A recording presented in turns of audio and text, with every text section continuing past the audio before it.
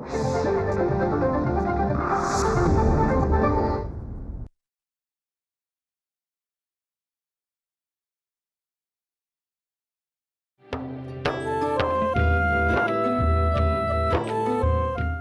मला 96 आणि 98 मधले सगळे रिपोर्ट्स हवेत. तर मग त्यात प्रॉब्लेम काय आहे सर? मी करून टाकेन. Good, thank you.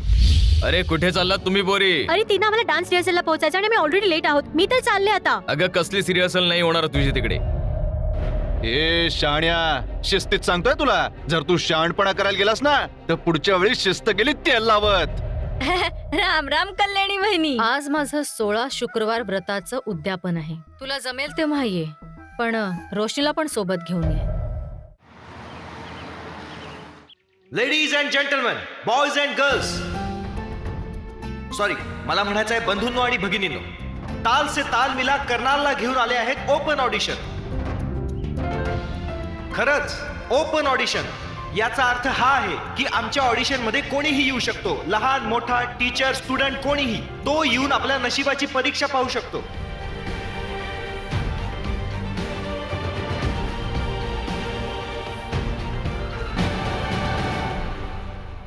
मित्रांनो, मला हे सुद्धा माहिती आहे की तुम्हा लोकात असे काही लोक आहेत ज्यांनी डान्सचं एक स्वप्न पाहिलं होतं. आणि मित्रांनो, एक गोष्ट लक्षात ठेवा, स्वप्न खरी त्यांचीच होतात जे त्यांना खरं करण्यासाठी प्रयत्न करतात.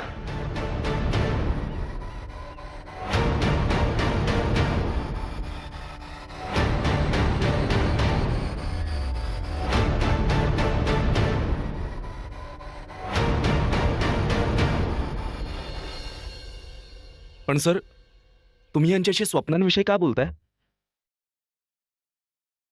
कारण मला माहिती आहे काही जणांनी हिम्मत करून स्वप्न बघितलेली आहेत आणि मी त्यांना हे सांगू इच्छितो की मी तुमच्या सोबत आहे.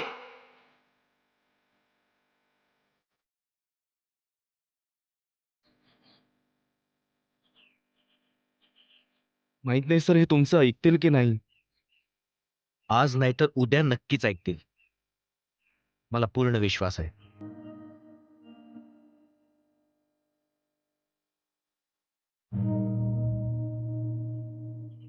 एक गोष्ट मी सांगायला विसरून गेलो, कथेमध्ये एक ट्विस्ट आहे. असं बघू नका, खरं तेच ऐकलंय तुम्ही. कथेमध्ये एक ट्विस्ट आहे. कर्नालच्या ट्रायल राऊंड मधून जे 3 फायनलिस्ट होतील ते दिल्लीच्या फायनल राऊंड मध्ये जातीलच, पण त्याच बरोबर असेल 3 लाखांचं cash prize. That's right, 3 lakh रुपये. तर मग लाजू नका, या पॅम्पलेट घ्या. कम ऑन, हे घ्या पॅम्पलेट घ्या. कम ऑन, ताल से ताल मिलाचे पॅम्पलेट्स. Auditions are open. या मॅडम, पॅम्पलेट्स घेऊन जा. कर्नाल मध्ये सगळ्यात मोठी ऑडिशन होणार आहे.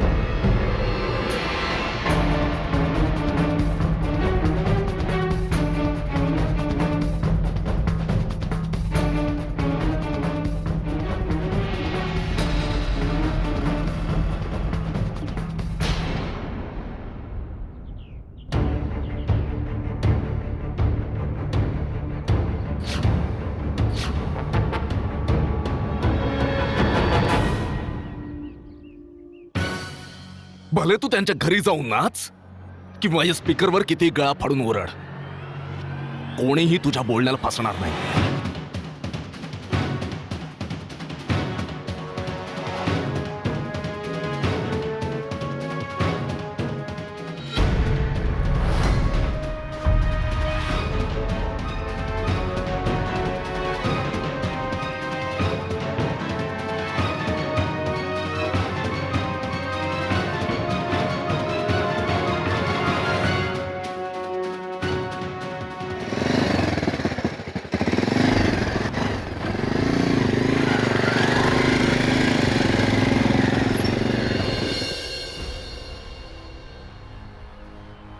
Bloody losers.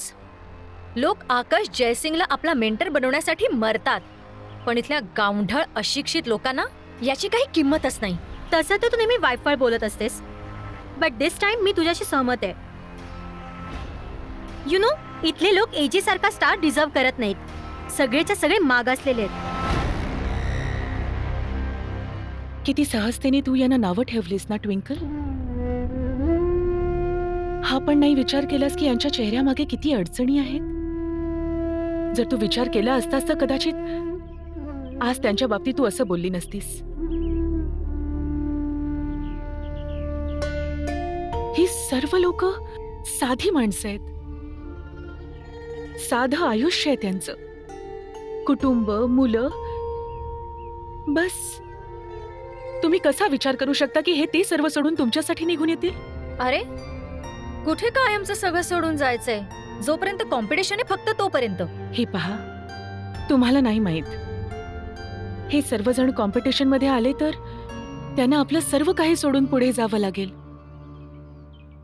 खरं सांगायचं तर या कॉम्पिटिशन मध्ये फक्त एकच जिंकणार. बाकी सर्वांचं काय? बाकी सर्व निराश होऊन परत येतील. आणि इथे काय होईल?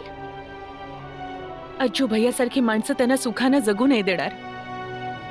सर्व आयुष्यभर त्यांना या कॉम्पिटिशन मध्ये भाग घेतल्याबद्दल शिक्षा देत राहतील.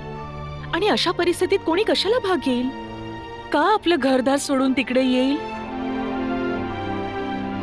कदाचित या सर्व गोष्टी तुम्हाला नाही समजणार.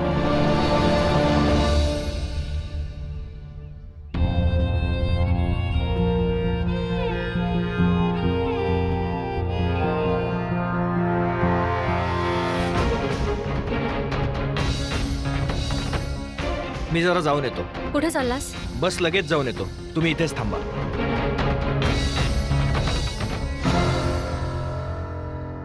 तू वेडी आहेस का? तू मला या कॉम्पिटिशन मधून काढूनच टाकणार आहेस का? काहीही बडबडत असतेस.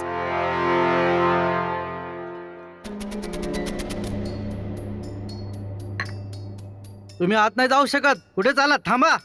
हे बघा, मला त्यांना भेटणं फार गरजेचं आहे. फक्त 2 मिनिटं मला आत जाऊ द्या. आता तू निघून जाणार की चांगला मार खाऊन जाणार? राधे, हो मालक. सांग त्याला 6 वाजल्यानंतर काही खास काम असेल तरच मी लोकांना भेटतो.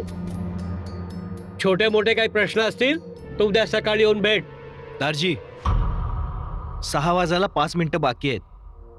अच्छा, चल, 5 मिनिट दिले तुला. बोल. नमस्ते दारजी. तुझ्यासाठी मी चौधरी साहेब आहे, दारजी नाही.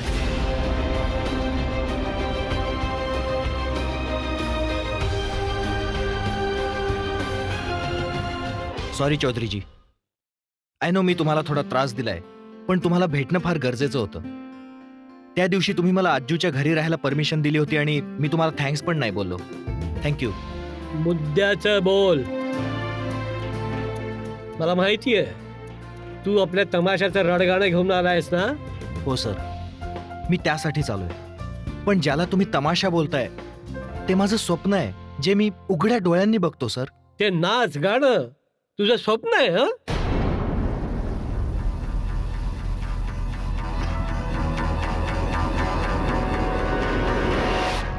हो सर, आणि हेच नाच गाणं कर्नालच्या काही लोकांचं पण स्वप्न आहे, ज्याला ताल से ताल मिला पूर्ण करणार होतं. आणि काही जण हिम्मत करून पुढे आले होते, पण कोणीतरी त्यांना घाबरवलं, धमकावलं आणि ते मागे फिरले.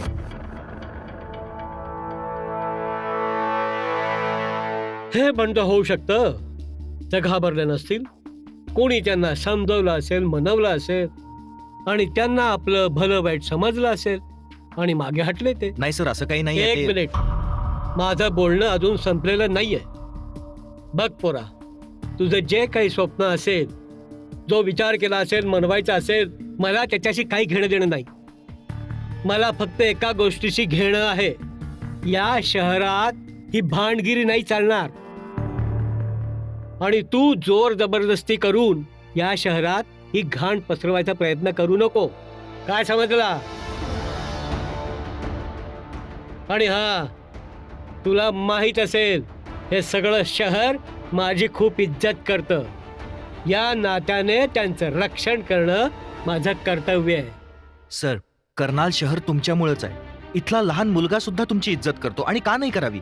तुम्ही तर आपल्या मुलांपेक्षा जास्त त्यांची चिंता करता सर.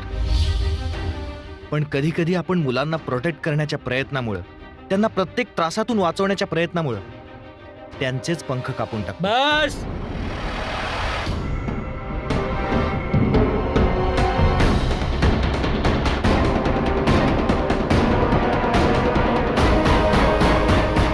आता हा 20 वर्षाचा कार्टा मला समजवणार की काय करायला पाहिजे आणि काय करायला नको. No sir, not at all.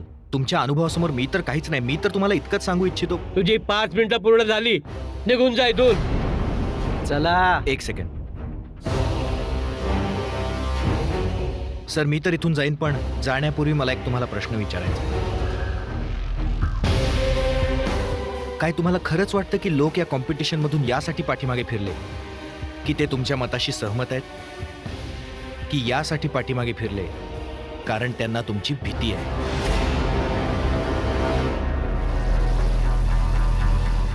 इज्जत आणि भीती यामध्ये एका केसा इतका फरक असतो सर, केसा इतका.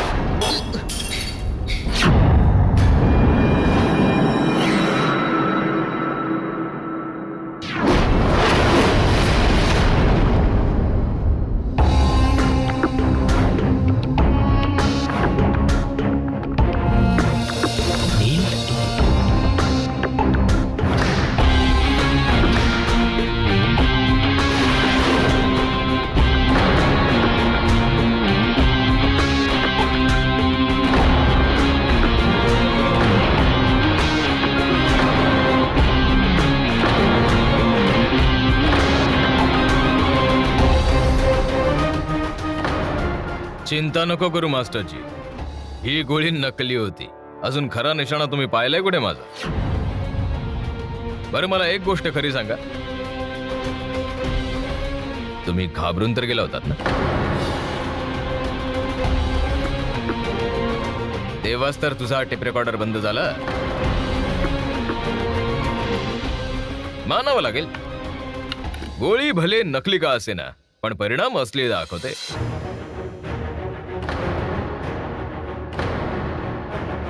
आता तर तुझ्या लक्षात आलं असेल ना की लोकांची सोबत असणं किती महत्वाचं आहे.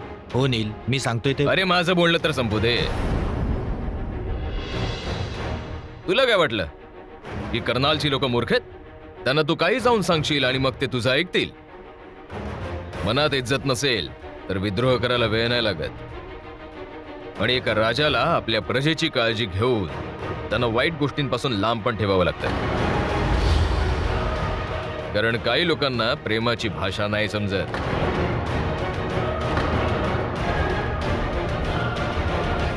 हे बघ नील, मी जास्त नाही बोलणार. मला फक्त एवढंच म्हणायचं की दोघंही एकाच गोष्टीसाठी भांडतोय. कर्नालच्या लोकांचं सुख फरक एवढाच आहे की तू त्यांना प्रोटेक्ट करतोयस आणि मी स्वतंत्र. तुला काय वाटतं की कर्नालच्या लोकांना नाचगाणं करून आनंद मिळणार आहे? मिळूही शकतो, पण या गोष्टीचा निर्णय करण्यासाठी त्यांना एक संधी तरी द्यायला पाहिजे नील.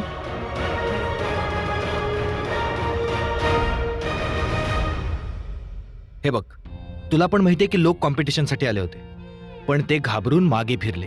मला माहितीये की वाईट गोष्टींपासून वाचवण्यासाठी भीती ही दाखवावी लागते, पण हारून जाण्याची भीती हीच आपली ढाल बनवणं ही असह्यता आहे नील. आणि कर्नालचे लोक असह्य नाही होऊ शकत.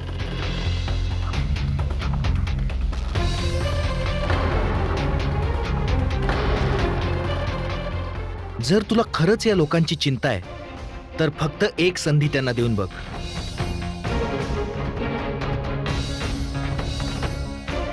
त्यानंतर तूही इथे आहेस आणि मीही इथेच आहे.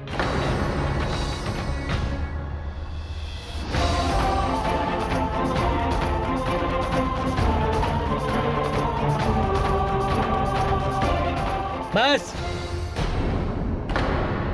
बरीच भाषणबाजी झाली. हकला या पोराला इथून. नाही सर, चल चल. नील, हे सगळं चुकीचं आहे. ही दादागिरी आहे, चुकीचं आहे. दिस इज रॉंग. तुम्ही लोक असं नाही करू शकत. थांबा.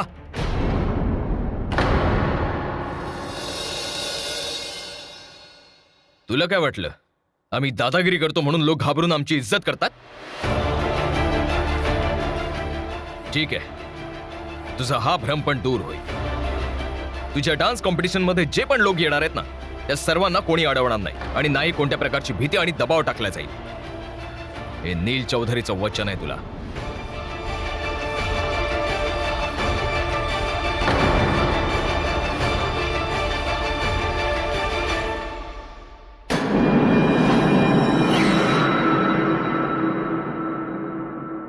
थँक्यू नील. पण माझं बोलणं अजून संपलं नाहीये.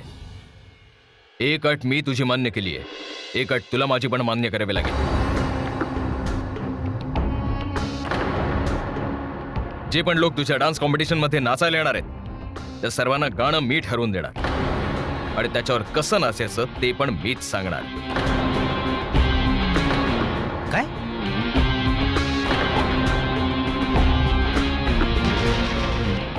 याच्यात एवढं हैराण होण्यासारखं काय? तुझा जीव तर नाही मागितला मी. मला वाटतंय की तू घाबरला. नील,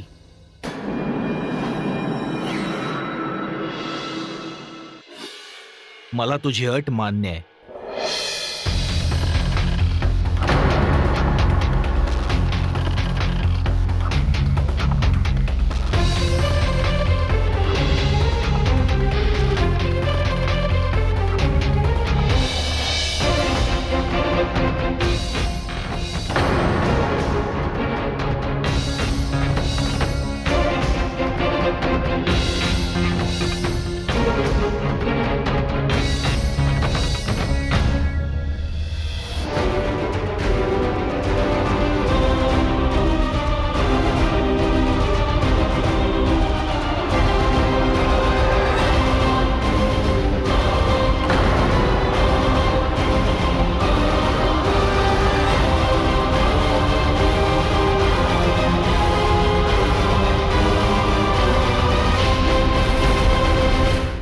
नील पण आपल्या सोबत आहे आणि त्यानं वचन दिलंय जे कोणी ऑडिशन द्यायला येतील ना त्यांना कोणी अडवणार नाही. आणि हो, एक अट आहे त्याची. अट?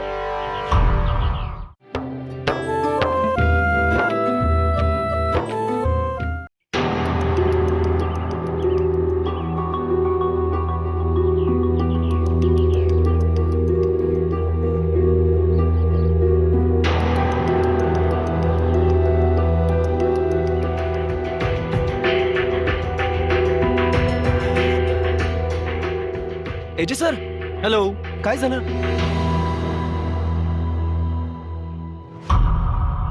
Where the hell were you? I hope तू आपली मुंबईची तिकीट बुक करायला रेडी झालायस. आता त्याची काही गरज नाही. ऑल थँक्स टू रोशनी. रोशनी? का? असं काय केलं रोशनीने? रोशनीने मला या समस्येचा गाभा सांगितला की कर्नालचे लोक तेव्हाच ऑडिशन द्यायला येतील जेव्हा त्यांना कोणी खात्री देईल की त्यांना कसला धोका नाही, आणि हे दार्जिनच्या सपोर्ट शिवाय शक्यच नाही. म्हणून मी दार्जिनशी बोलायला गेलो.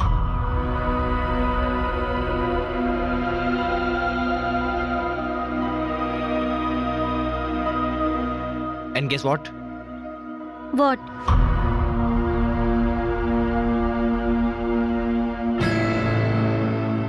Competition is back on.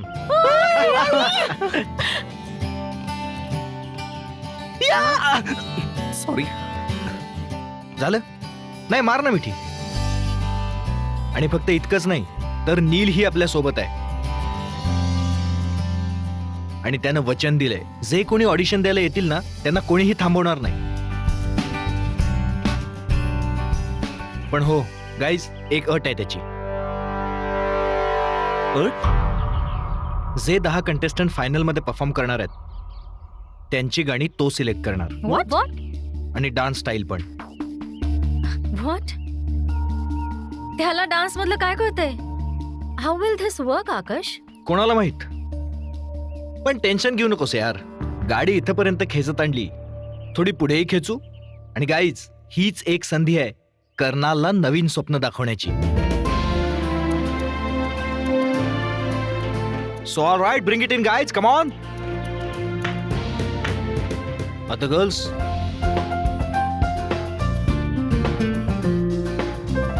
No?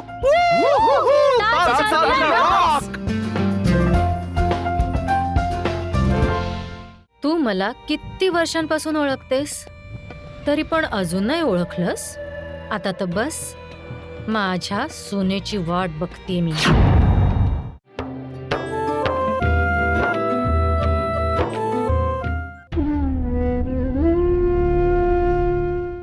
तरीही आपल्यासोबत आहे आणि त्याने वचन दिलंय की जर कोणी ऑडिशन द्यायला येतील ना त्यांना कोणी थांबवणार नाही.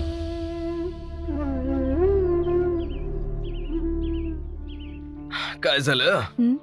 आज नाच गाण्याचा तमाशा लवकर कसा काय संपला बुवा? आजपासून कुठे, ऑडिशन तर उद्यापासून आहेत.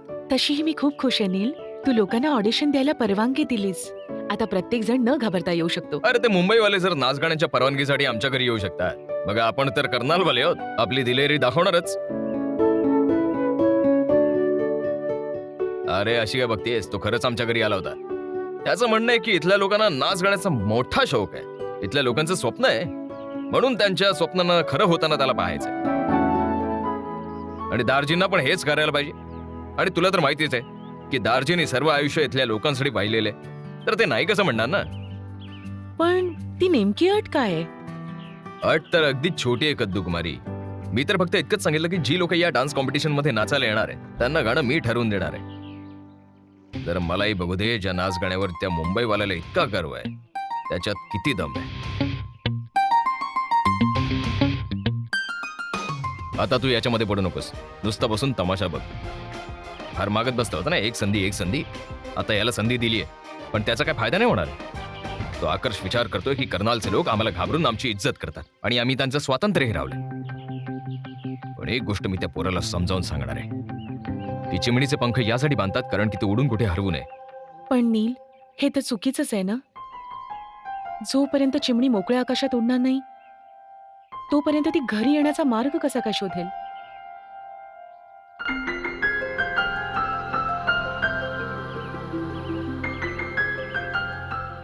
नील, पण तू आपल्या जागी अगदी योग्य आहेस.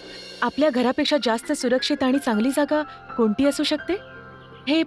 हे मोकळं आकाश पण नाही. आणखी नाही तर काय, मी माझ्या लोकांना जाणतो. जसे आतापर्यंत जगत आलेत पुढे तसेच जगतील. तर मुंबईवाल्याला करू दे आपल्या मनासारखं, पण मला माहिती आहे तो काहीही नाही बदलू शकणार. माहित नाही नील, कधी कधी छोट्या छोट्या मुंग्या सुद्धा एकत्र येऊन मातीचा एक मोठा डोंगर तयार करतात. बघूया ना आता.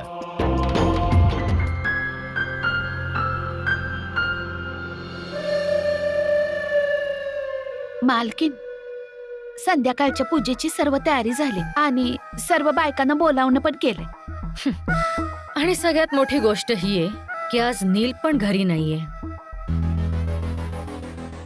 काय झालं? अगं गंगी, तू मला किती वर्षांपासून ओळखतेस, तरी पण अजून नाही ओळखलंस? असं काही नाही मालकीन, तुम्ही जे बोलता तेच करून दाखवता. पण नील बाबांना जरा धाकात ठेवणं कठीण आहे म्हणून. गंगी, मी त्याची आई आहे, कुठपर्यंत नकार देईल? आता तर बस, माझ्या सुनेची वाट बघतीये मी.